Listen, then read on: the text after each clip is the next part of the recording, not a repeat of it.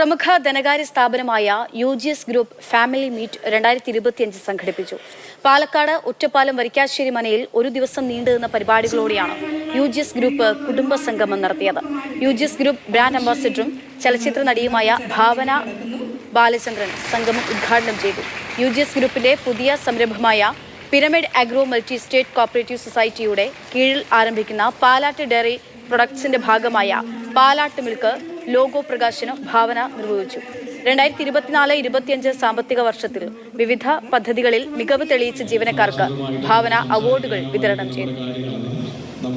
തികച്ചും വ്യത്യസ്തമായ രീതിയിൽ ഓരോന്നിലും പുതുമ അവതരിപ്പിക്കുക അല്ലെങ്കിൽ പുതുമ കണ്ടെത്തുക എന്നുള്ളതാണ് ഞങ്ങൾ ചെയ്തുകൊണ്ടിരിക്കുന്നത്.